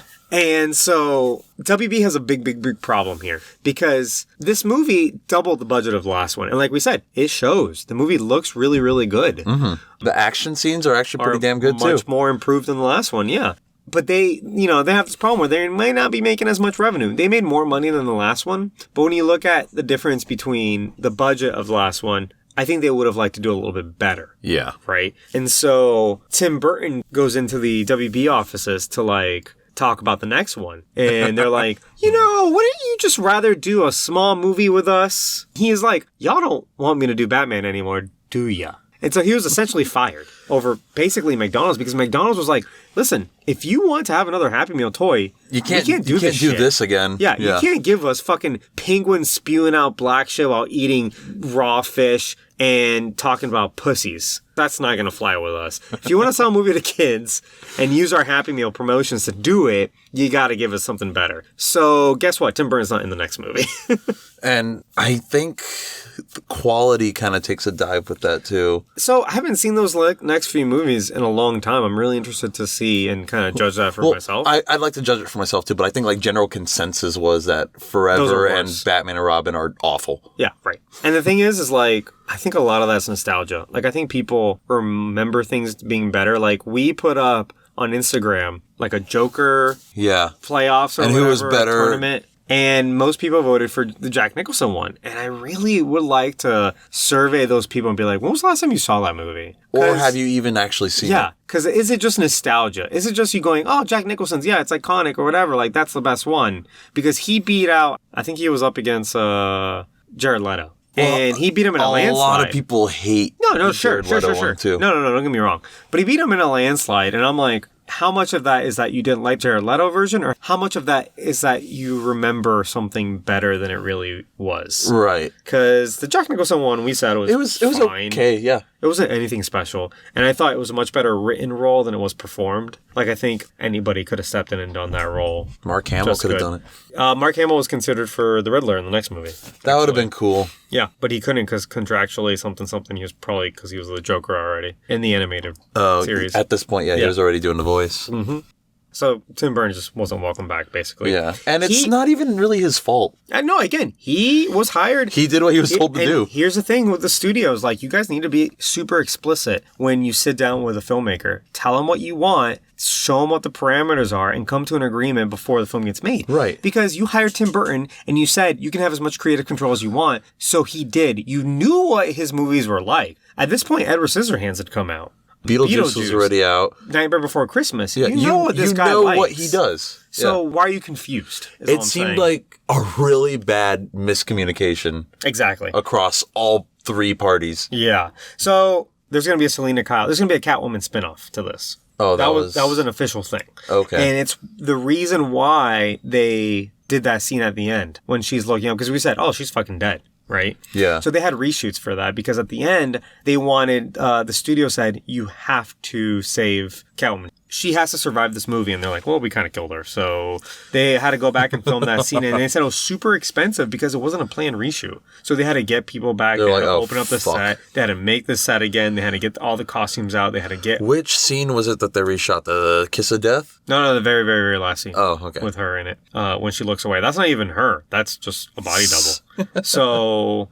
Oh, he was going to do the Catwoman movie. And then they basically kicked him off. That Catwoman movie just doesn't happen. It's actually kind of a shame. Well, it did end up happening because it just got rewritten enough until it became the Halle Berry one. The iconic Halle Berry Catwoman movie. Exactly.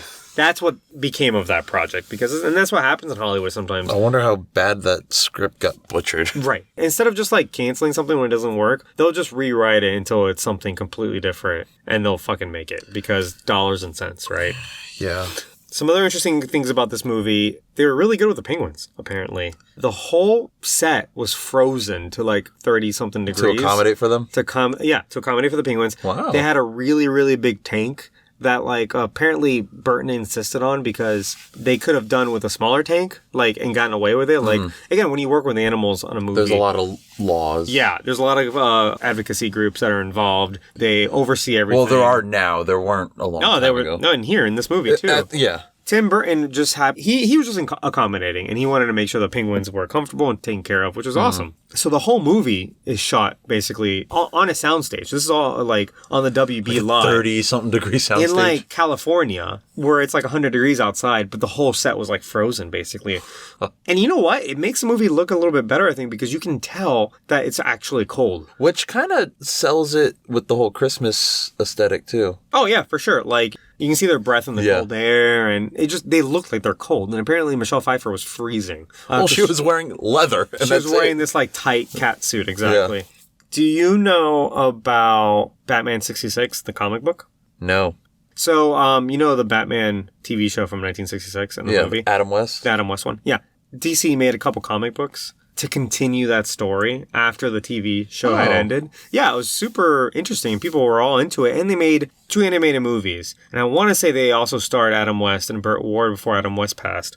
I actually own them. We should watch them. And it's set in that continuity. Those people wanted to do a continuation of these 2 movies. Like specifically the Tim Burton ones? Yes. And they're calling it Batman 89. So Billy D. Williams isn't in this movie. I don't know if you noticed. Yeah, right. He played Harvey Dent in the last movie. He played Harvey Dent, who becomes Two-Face, right? His role was rewritten into Max Schreck because he wouldn't be in this movie. Instead of recasting Harvey Dent, they just rewrote the character. Okay. I mean, I can kind of respect that to an extent. I don't know. I think the opposite. I think that's probably for the worse. Because is it because they really wanted Billy D to be Harvey Dent? Is that why? I don't know. I think they just said, well, we'd rather get Walken to be Walken and have this new character. Again, there's a lot of original characters in these movies. I guess it just depends on what their intent was with that, but the part at the end where Catwoman puts electrifies his face, that was supposed to be what turns him into Two-Face. Oh. But because they had rewritten the character being Max Schreck, he just dies. Gotcha. And we'll talk about Two-Face next week because we get into Batman Forever and how it's just, I feel like... He's white now? yeah, that first of all, and purple. A character like that, I think, works better when you set him up. Like, that character needed a lot of setup, which is why they put him in the movie in the first place, the last one. Yeah. And they kind of abandoned that, and then they kind of fuck it over in the next movie. Because I don't know what you thought about Max Schreck. I just think mostly not necessary. He was like, in a way, he was kind of the main villain of the movie, but... Yeah. Like, I like Walken, and I think he's fine in this, and I think he's a very Tim Burton-esque villain, and I think maybe in a different Tim Burton movie. Which is hilarious, because Tim Burton is afraid of Christopher Walken. That's why he hired him. He was like, oh no, that guy creeps me out. But I just feel like this movie is already over-convoluted with too many villains, and Batman doesn't get a whole lot of screen time. It's the issue that, like Spider-Man 3 and Amazing Spider-Man 2 suffered from, where it's like, oh, let's have 3 villains against a hero, but they all have different plans. Yeah. And you can kind of do that better. Like, the MCU has done movies with multiple villains, and it works so much better because it's better written. Yeah. And they're not, and you also have to, you have to prepare to dive into that. You can't just throw 3 new villains into the mix and... Sure. Well, that's kind of one reason I think had Max Schreck been Harvey Dent, that would have worked a lot because better. we're already familiar with him. Yeah. Even if you have to recast Billy D. Williams. You know, his name is William Williams. It's William December Williams. That's his name. Billy D. Oh, shit. William December Williams. That's I guess that's why he goes by Billy D. Yeah, for sure. Anyway, so they were going to make a comic book because, again, the next 2 movies are kind of such a discontinuation of this. They're very different that they were going to make a comic book that follows this specific story. And there's artwork because the people made a cover and everything. You can see it where it has a Billy D. Williams Two-Face, Michelle Pfeiffer back as Selena Kyle Catwoman, and Michael Keaton as Batman. It would have been cool. And again, there's not that much to lose because it's just a comic book. But DC shot it down. Never happened. I don't know why they'd shoot that down. I know. Oh, they did end up doing a Wonder Woman 75 comic book, though. So the same exact premise with the Wonder Woman TV show. I forgot to mention this when we did Wonder Woman. So they continued it with the comic? Oh, okay. And in it's a one shame series, we didn't get this then. Exactly. In one of those issues, she meets the other Wonder Woman from 1974. I need to show you this panel where they meet the 2 Wonder Women that the secret agent one. Yeah. What the hell? It's kind of cool. I'd be interested in reading that issue, but they do meet in that comic book. I'll link it below. Anyway, do you have anything else before we move? Yes. Okay. Is this truly a Christmas movie? Oh, yeah, that's a good question. Because it's like, it takes place during Christmas. I think Tim Burton really likes Christmas, first of all. Even if he doesn't like it, he's at least fascinated by it. Right. I think he has another movie that's set around Christmas time. Is Edward Scissorhands set around Christmas time? I think Edward Scissorhands may have a Christmas scene in it. Okay. I don't know. I haven't seen the movie in a long time. But there's definitely The Nightmare Before Christmas, and obviously this. This one's kind of weird because it kind of... You know how a lot of Christmas, themed stories are about, family and coming together and stuff? Well, this does have some of that. Right. But our 3 main characters kind of flip that concept on its head because you've got Penguin, who was abandoned by his parents. I feel like he's the only one that has any of the Christmas themes, right? Any of the main Christmas themes that you would think of, trying to find... He's trying to find his purpose, his family. He's alone. But, he was abandoned by his family. Right. Bruce Wayne no longer really has any parents. He doesn't really have a family. He's got Alfred, but that's about it. And Selena, she doesn't have anybody. Right. Her mom, tries to call her, but clearly they're distant. She doesn't answer her or anything, so... But do you think it's these 3, loners, basically? Right. You think maybe some of this, some of their motivations are Christmas-inspired? That, I would say for sure Penguins. Well, even Selena Kyle's, again, she's not really... She's rejected a lot, especially by men. She doesn't have a good job. It's Christmas time. She has no one to be with. Yeah. You think maybe some of that has to do... Is at play? I'm sure Tim Burton thought of that when he was writing it, but a lot of that doesn't come off on screen. Maybe. And then Bruce Wayne, he's still just Bruce Wayne. But I feel also... Because here's the thing. We celebrate Christmas for basically the entire month of December. You could even make a case for 1/6. 2 whole months of the year, we're talking about Christmas, right? Right. Sometimes people don't give a fuck about Thanksgiving. Exactly. Right after Halloween, people are in Christmas mode. Yeah. So let's just say 2 months out of the year, we're completely consumed by Christmas. That's 1/6 of the entire calendar. If I go and look at every movie, 1 out of every 6 movies is not a Christmas movie. So statistically, I'm you would think that there'd be more movies that just happen to be set on Christmas and maybe don't necessarily evoke those themes, or at least... It's just kind of hey, what would these characters be like around Christmas time? But this movie does kind of, like you said, have those themes with Penguin, though. He wants to find his family. He wants togetherness. Right. He's just kind of a broken man, though. Yeah.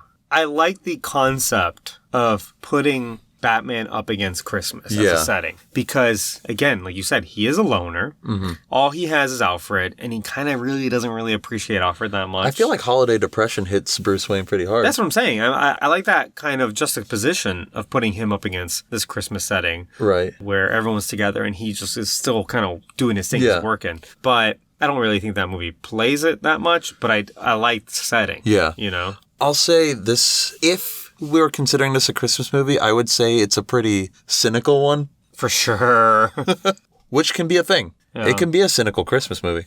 And it's also fully intended to be like a Christmas movie because it came out in the summertime. Yeah. So this was a point that Tim Burton's making. It's not just like, oh, this is coming out in December. Let's make it a Christmas movie to coincide with the real holiday. Like, no, this movie was written as a Christmas movie. Yeah, exactly. That's kind of the point. Yeah. It kind of comes through, and like you said, it kind of doesn't, maybe. I don't know. So, final verdict. Would you consider this a Christmas movie? Christmas light. Oh, we're going to do that. Okay. We're going to do that. Definitely Christmas light. Yeah. I wouldn't say it's Christmas barely. Tomorrow's episode, we talk about Christmas light. You'll learn a little bit more about that ranking system. Yeah, our tiered system. But I think this is not a Christmas barely, which is just a movie that mentions Christmas. Yeah. This is a Christmas light movie in that it does evoke some of the themes of Christmas. And also, it does do, at the very least, puts a character up against the setting of Christmas in an interesting way. Yes. In the character of Batman. But maybe doesn't hit it out of the park. It's flawed and it is cynical, but I will say it's a Christmas movie. Shazam is a better Christmas movie, I think. Yeah, that one evokes a bit more positivity, family. It is definitely right. Yeah. Right. All right, so let's move on to Keep or Cancel. All right. Keep or Cancel is where we talk about all the actors in this movie or people in this movie, and we decide if we're going to keep them or cancel them. And so I wanted to talk about Tim Burton and, at the very least, Danny DeVito. All right. Walken? What should I say? I know so little about I don't know a lot. I know he's kind of weird. He hasn't really acted a whole lot since this time. He's kind of a cool actor. Yeah. So, honestly, I think... I've not seen enough movies with him in it, honestly. So, Tim Burton, first of all, are you a Tim Burton fan? I am. And I know that's among some people that's kind of a hot take, because I feel like it's kind of cool to not like Tim Burton. Is it really? Yeah. I don't think that at all. Maybe it just depends on who you hang out with. But I do enjoy the like funhouse mirror reality that all of his movies seem to take place in. Yeah. There's just something interesting about it for me, and I can't help but to watch his movies. I really like him. I like his movies a lot. I might be the only person who likes Charlie and the Chocolate Factory better than Willy Wonka. Oh, yeah. I am a Burton fan, but I do like Willy Wonka better than Charlie. I like the music in Willy Wonka better, but I think that's kind of it. I have the nostalgia for it. I watched Willy Wonka a ton as a kid, just like every other kid. Mm-hmm. But I think Charlie and the Chocolate Factory is a better movie, even though it's weird. But I mean, the whole fucking Prince of Roald Dahl book, it's all weird. All Roald Dahl is going to be weird. Roald Dahl is basically Tim Burton. It's the Tim Burton before Tim Burton, yeah. And I think that's a match made in heaven, those two. I really like that movie. I like, because he gets to be weird and he gets to be Tim Burton. All the sets are Tim Burton. And again, so when I think Tim Burton, it's all this gothic fairy tale. That's kind of his shtick, right? He's very much inspired by German Expressionism, which is an art movement that came like right before World War II in Germany. It kind of made its way in film a little bit because there wasn't a whole lot of movie making back then. That wasn't like straight up World War II propaganda. If you've ever seen, if you've even heard of it, there's a movie called The Cabinet of Dr. Caligari. It's an old silent film, and it's like the peak of German Expressionism in film. When you watch it, you look at it and you go, this is Tim Burton. And Tim Burton wasn't even alive then. Like, it's remarkable how familiar that movie looks, the aesthetic of it, because we're so used to Tim Burton movies, if you're a Tim Burton fan. Like, there's no right angles. Like, they use these art props for, like, backgrounds. It's like if real people were to be living in this piece of art. You know, that's kind of what you get. That heavily inspired Tim Burton's works, right? Correct. But when he does animated movies, he can go all out. And you don't even question it. Because when you see a cartoon, it doesn't matter that the proportions of the character don't look realistic because you've already accepted this is a cartoon. Like Jack Skellington, his proportions are weird when you think about it. Or when you watch any cartoon. Think of our cartoon. They all look weird, right? Yeah. Their proportions They don't mix look up. like real people. Exactly. So you don't think about it that much. So when you see that or Corpse Bride, I love Corpse Bride. Corpse Bride is a very good movie. Yeah. It doesn't seem that weird, and you're kind of, again, for certain people, might not be that uncomfortable to watch. When you watch his live action movies, it depends on where he draws a line on those, on how kind of weird he's going to get. They can be kind of uncomfortable to watch because you think about Charlie and the Chocolate Factory. That one was a little uncomfortable. Yeah. And I don't know if you remember the town, like the street, all the buildings are kind of crooked. Yeah. You get into like the dentist's office. And it's very like white and like cold. And yeah, it's like the ceilings are 20 feet tall and... It makes you feel small and... Yeah, it's obviously not a real location. No. But because you see real human beings in these settings, it's weird. It feels like a nightmare, right? Yeah. Like we were saying with this movie. That can be kind of strange. And I like it because what you're seeing is not real. This is a piece of art. But you have to kind of be ready for that going in. If you go in to see a movie, especially a live action film, you're expecting to see something akin to real life. You know, so when you see something that's kind of artistic, it throws you off. Yeah. Someone said about this movie, he just made the world's first blockbuster art film. Because, again, what we're seeing is not at all realistic. He's trying to put as much art as he can in this movie, but this is Batman. Maybe this isn't the place for this. The themes clash. Yeah.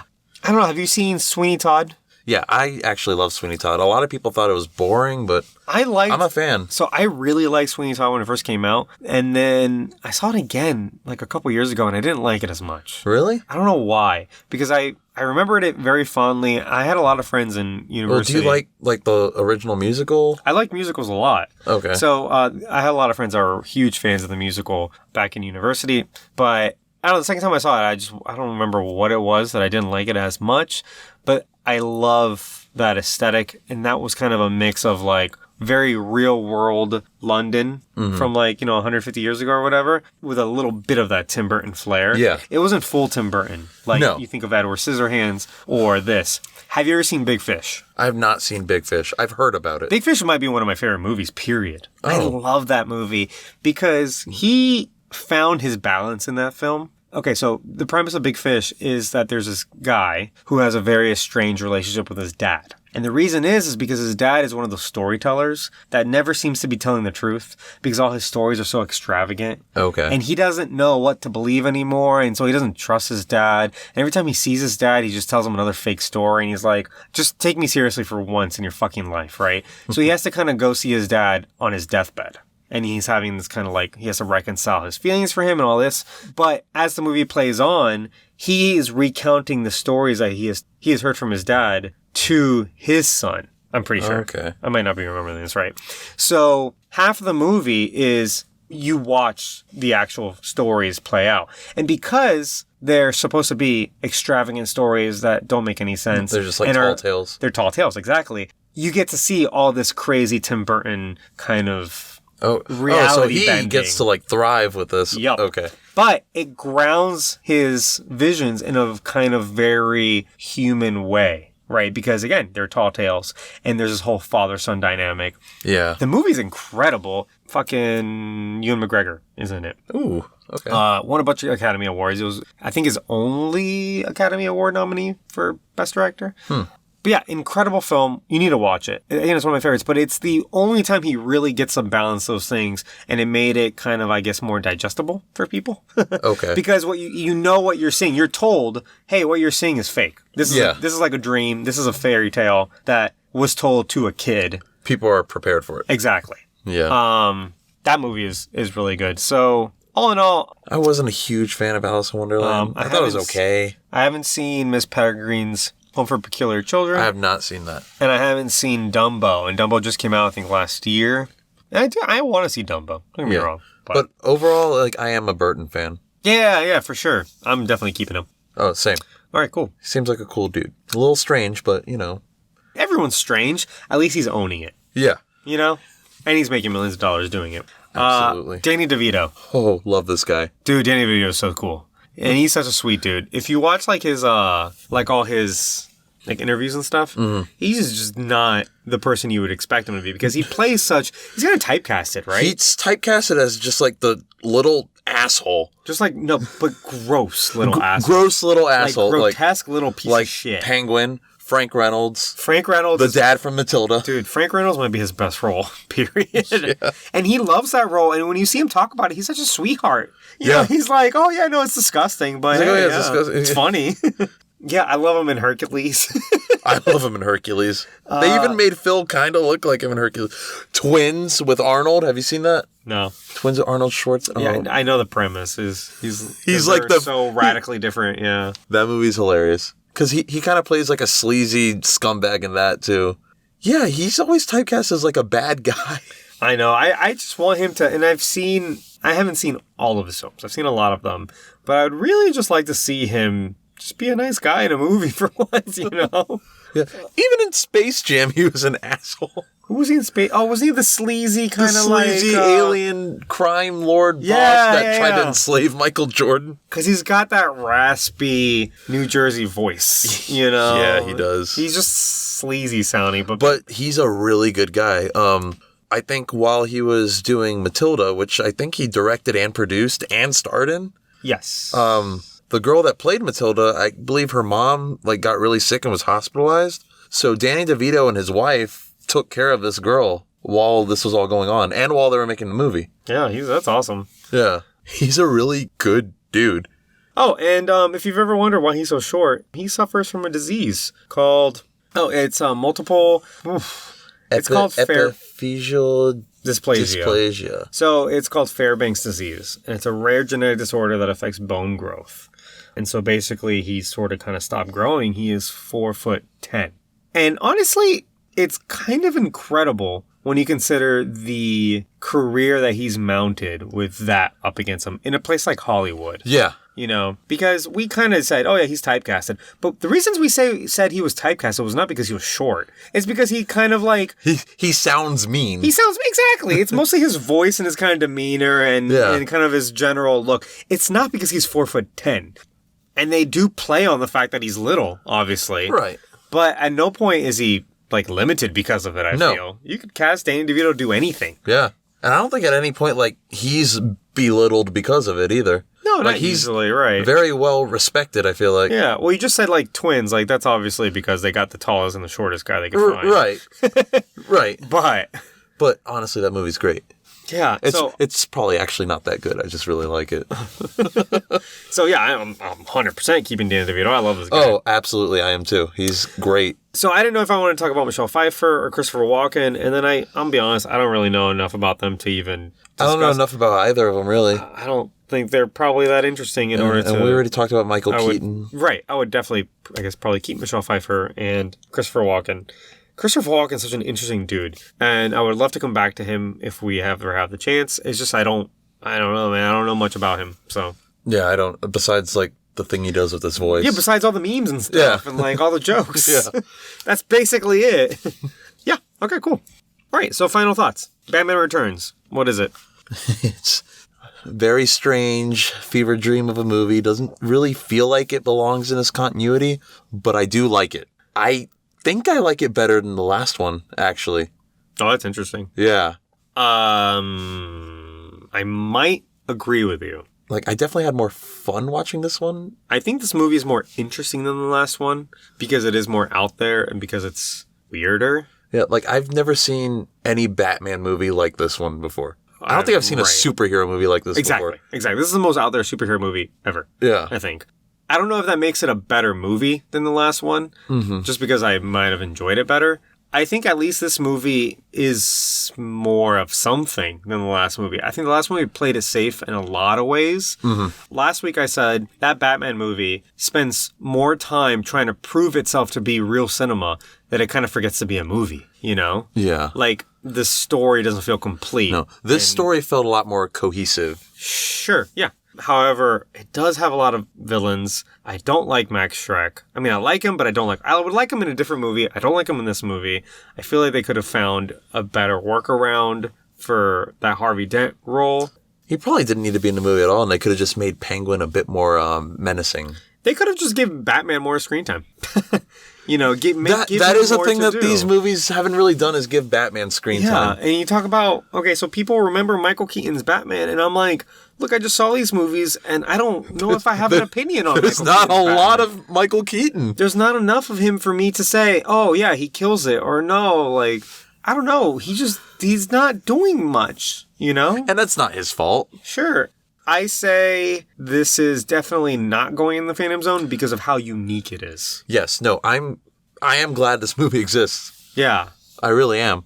And honestly, I might watch this movie again sometime. Maybe, yeah. Maybe next Christmas. The first one, I'm not so sure, but this one, definitely. It's Christmas light. So, at the end of November, we'll pop it in. Yeah, pop this in along with Iron Man 3 and Shazam. Yeah. So, yeah, not in the Phantom Zone for me. I think you said not in the Phantom Zone for me either. The only thing I forgot to mention, by the way, are the Batsuits. We're going to talk about Batsuits. We kind of didn't.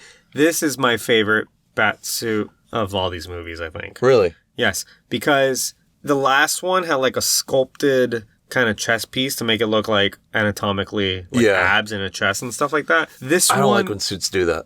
That's what I'm saying. Yeah. This one looks more like armored plating, and the aesthetic of, if you look at the abs, looks kind of like mechanical meets Art Deco, which was kind of like the architectural motif of the last film. And again, they kind of cleaned it up. It's slightly higher quality. It seems less restrictive, too. His mouth doesn't really fill up. There's a gaping hole in the side because it doesn't fit him super well. And the only thing I don't like about this suit is that he rips it off and shows that it's rubber. And shows that it's rubber. Exactly. Otherwise, I think this is a beautiful suit. It does look better than the last one. I don't quite remember what the suits look like in the next two movies besides the bat nipples. Yeah. I've got them all. So if you scroll down, all the Batsuits are here. Every single one. Val Kilmer and the George I even Clooney include the Christian Bale ones for comparison, the Ben Affleck ones for comparison, and Robert Pattinson's. So I actually like the Ben Affleck Batsuit. I remember liking it. By far the best. That's my favorite. I'm saying out of these movies, the Batman Returns one is my favorite Batsuit. Okay. And then, once we watch the other two, I'll probably have a more definitive opinion on these movies. Yeah. We'll get more into it. But now that we're hitting... But this one was definitely an improvement over the last movie. For sure. Okay, cool. So tomorrow is Christmas. Yes. And we have a special episode coming up first thing in the morning. Look, I know it's Christmas. Maybe you're busy. But I don't know. If you got to drive somewhere, put it on. Listen to our Christmas opinions. Yeah, I mean, if you want to listen to it, even the day after Christmas, it's still within the season. If 12 days of Christmas, we kind of talked about this. You got 12 days to still be in the season. And if you're going on a run or something, just pop us in. If you're bored, listen to we're going to talk about Christmas movies, our favorite Christmas movies. We're going to talk about superheroes that should be in Christmas movies other than this Batman. Yes. And we're going to do a Secret Santa. It's going to be a fun time. It's just a fun episode, yeah. Yeah. And also, maybe there's a special guest. So maybe. Check it out, is all I'm saying. It's coming at you tomorrow on Christmas morning. It's our present to you. Merry Christmas. Merry Christmas. I should probably say that when we do our outro. So, but the next movie we're doing is the sequel to this, Batman Forever. Batman Forever. Starts getting weird in a different sense, right? We'll see if it's in a better sense or not. Yeah. So that movie's available on HBO Max. Otherwise, thank you for listening. Thanks to that piano dude for a musical intro. Make sure you leave a rating and review on whatever app you're using to listen to your podcast. Tell a friend. Tell all of your friends. Like we said, tell so many friends. Punch your friends in the face if you have to. Get them to listen to Films from the Phantom Zone. We're on Instagram at Films from the Phantom Zone. And we're on Twitter at Films from PZ. We just went on I went on a rampage earlier today. I did an unpopular opinions thread. So if you have any unpopular opinions, just shoot them my way. I'll shoot you back my unpopular opinion. I don't think you said anything unpopular. You said I like Guardians 2 better than the first one. That's kind of unpopular. I think it's like a 50-50, honestly. I know a lot of people that say that the second one's a slight improvement over the first. I do enjoy the second one a lot. All right. Well, anyway. Other than that, do you have anything else you want to say? Besides, Merry Christmas to all of you guys. Yeah, fuck. Merry Christmas, you guys. Obviously. Take care of each other and all kinds of shit like that. So, but that's about it for me. Yeah, otherwise we'll see you tomorrow and then also next week. So, bye. Bye.